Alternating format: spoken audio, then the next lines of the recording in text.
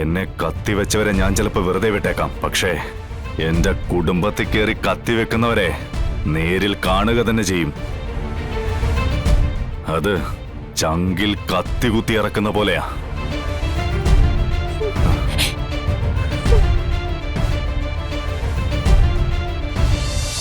അച്ഛന്റെ ചിത കത്താൻ ആഗ്രഹിക്കുന്ന മകൻ ഇനി എന്നെ അമ്മയെന്ന് വിളിച്ച് വരികയും വേണ്ട. എനിക്കിനി ഇങ്ങനെ ഒരു മകനില്ല.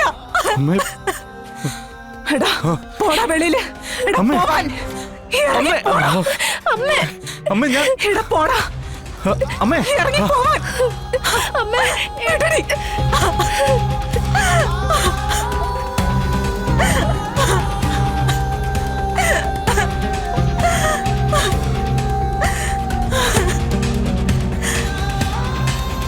എന്താ ശരിക്കും ഉണ്ടായത്? എനിക്കൊന്നും മനസ്സിലാവുന്നില്ല. ഏട്ടാ, ആ സോമശേഖരൻ വന്നിരുന്നു. ഏട്ടനെ അച്ഛനെ കൊല്ലാൻ നോക്കിയെന്ന് അയാൾ പറയുന്നത്. ഞാൻ എന്തിനാ ചന്ദ്രേ നമ്മുടെ അച്ഛനെ കൊല്ലാൻ നോക്കുന്നത്? ഏട്ടനോടുള്ള അച്ഛന്റെ ദേഷ്യം അയാൾ മുതലെടുത്തതാ ഏട്ടാ. ഇല്ലെങ്കിൽ ഇങ്ങനെയൊക്കെ അയാൾ പറഞ്ഞുണ്ടാക്കോ? ഇതൊക്കെ കേട്ടിട്ട് അച്ഛനും അമ്മയും വിശ്വസിച്ചല്ലോ എന്ന് ഓർക്കുമ്പോഴാ.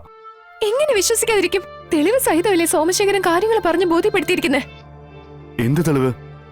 ഏട്ട അച്ഛനെ കൊല്ലാനായി വലിയൊരു കുഴിയിലേക്ക് എടുത്തിടുന്നത് കണ്ടെന്ന ആ വർഷോപ്പുകാരൻ സജീവ മൊഴി കൊടുത്തിരിക്കുന്നത്.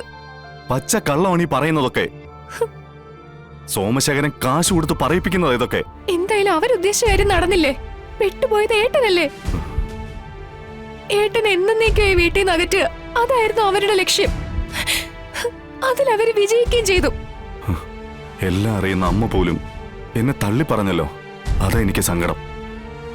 ഇനിയിപ്പോ അച്ഛനെ അമ്മയെ കാര്യങ്ങൾ പറഞ്ഞ് ബോധ്യപ്പെടുത്തുക, അല്ലാതെ മറ്റൊരു മാർഗവും ഞാൻ കാണുന്നില്ല. കാര്യങ്ങൾ ബോധ്യപ്പെടുത്താൻ അങ്ങോട്ട് ചെന്നാ മതി. നീ കണ്ടതല്ലേ ഇവിടുത്തെ പ്രകടനം? എന്നെ അമ്മ കൊന്നില്ലെന്നേ ഉള്ളൂ. കയ്യിൽ എത്തിപ്പിടിക്കാൻ പാകത്തിന് ആയുധങ്ങളൊന്നും കിട്ടാഞ്ഞത് എന്റെ ഭാഗ്യം. ഇനിയിപ്പോ എങ്ങനെയാ ഏട്ടാ ഈ വലിയ പ്രശ്നം ഒന്ന് പരിഹരിക്കുക? ഏട്ടന്റെ സത്യാവസ്ഥ ഏട്ടനെ ബോധ്യപ്പെടുത്തണ്ടേ? എന്തിന്? എന്റെ മകൻ ഒരിക്കലും ഇത് ചെയ്യില്ലെന്ന് സ്വയം തീരുമാനിച്ചാൽ തീരാനുള്ള പ്രശ്നമേ ഉള്ളൂ. അതിന് ആദ്യം മക്കളെ വിശ്വസിക്കണം, മക്കളിലെ നന്മ മനസ്സിലാക്കണം. മറ്റുള്ളവർ പറയുന്നത് കേട്ടിട്ടല്ല മക്കളെ വിലയിരുത്തേണ്ടത്, സ്വയം മനസ്സിലാക്കണം. അതിന് മക്കളെ സ്നേഹിക്കുന്നൊരു മനസ്സുണ്ടാവണം. നമ്മുടെ അച്ഛനും അമ്മയ്ക്കും അതില്ല. അതെന്ന് അവർക്കുണ്ടാവുന്നോ അന്നേ അവർക്ക് കാര്യങ്ങൾ ബോധ്യപ്പെടും. ഇല്ലെങ്കിൽ അതുവരെ എന്റെ സ്ഥാനം പടിക്ക് പുറത്തു തന്നെ ആവട്ടെ. മുടിയനായ പുത്രനെന്നല്ലേ വിശേഷണം. അപ്പൊ പിന്നെ വീടിനകത്ത് നിൽക്കാൻ യോഗ്യതയില്ലല്ലോ. എന്നാലും ആ വർഷോപ്പുകാരൻ സജീവിനെ ഏട്ടനൊന്ന് കാണണേ. എന്ത് വാങ്ങിയിട്ടാണെങ്കിലും ഇങ്ങനെ ഒരു നുണ എഴുന്നള്ളിക്കാൻ പാടില്ലല്ലോ. സോമശേഖരനും മാത്രമായിട്ട് കുറച്ച് കണക്കുകൾ എനിക്ക് തീർക്കാനുണ്ട്. സജീവനുള്ളതും ഞാൻ അതിൽ പെടുത്തിക്കോളാം. എന്നെ കത്തിവെച്ചവരെ ഞാൻ ചിലപ്പോൾ വെറുതെ വിട്ടേക്കാം. പക്ഷേ എന്റെ കുടുംബത്തിൽ കയറി കത്തിവെക്കുന്നവരെ നേരിൽ കാണുക തന്നെ ചെയ്യും. അത് ചങ്കിൽ കത്തി കുത്തി ഇറക്കുന്ന പോലെയാ.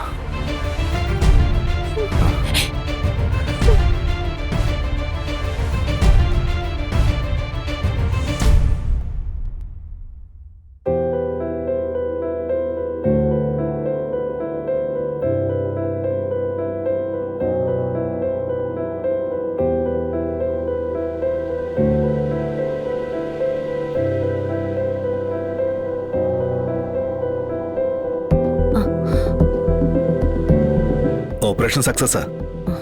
സുധാകരനി എഴുന്നേറ്റ് നടക്കും.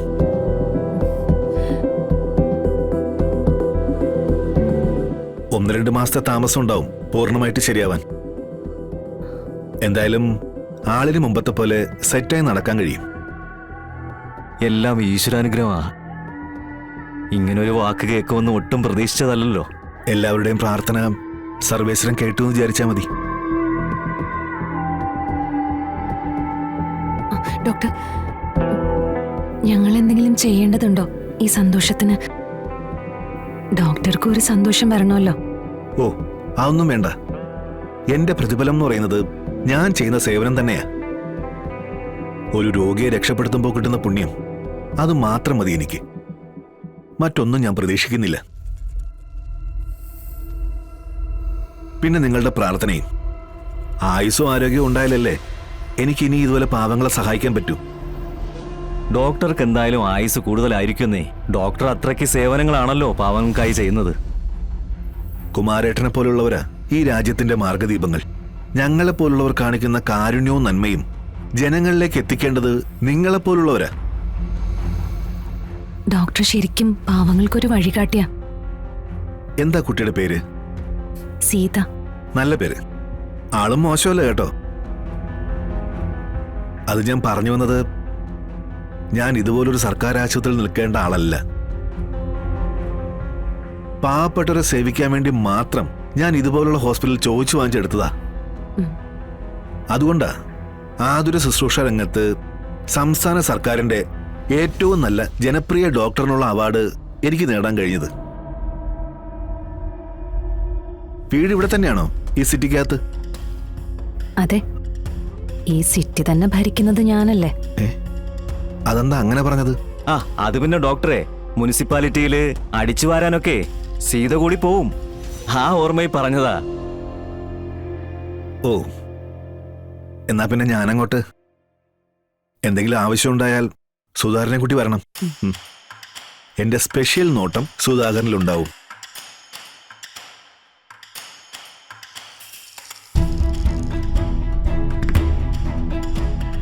നോട്ടം സുധാകരനിലല്ല. അറിയാം. നോക്കട്ടെ എവിടം വരെ പോകുന്നു.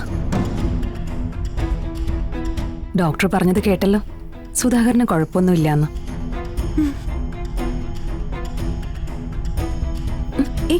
എന്താ ഇത്?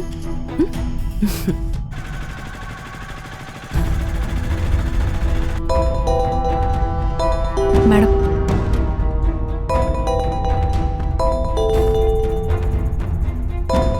ഹലോ. ആ ഞങ്ങൾ തിരിച്ചെത്തി കേട്ടോ. ആ അപ്പൊ സർട്ടിഫിക്കറ്റ്? ആ ശിവന്റെ കൊടുത്തു വിട്ടിട്ടുണ്ട്. ശിവൻ അച്ഛനെ കാണാൻ ഹോസ്പിറ്റലിൽ കയറിയിട്ടേ വരൂ. ശിവന്റെ അച്ഛൻ എന്തു പറ്റി? എന്തോ ആക്സിഡന്റ് പറ്റിയെന്നാ പറഞ്ഞത്. കാര്യമായിട്ട് എന്തെങ്കിലും? അതറിയില്ല. ശരി, ഞാൻ ശിവനെ വിളിച്ചോളാം. ആ അപ്പൊ പിന്നെ ശരി ശാലിനി, ഞാൻ ഇത് പറയാൻ വേണ്ടിട്ട് വിളിച്ചതാ. ശരി രേഷ്മ, എല്ലാത്തിനും താങ്ക്സ്. നമ്മൾ തമ്മില് അത് വേണോ ശാലിനി? ചുമ്മാ ഒരു ഓളത്തിനങ്ങ് പറഞ്ഞു എന്ന് കരുതിയാ മതി. ശരി എന്നാ, ബൈ.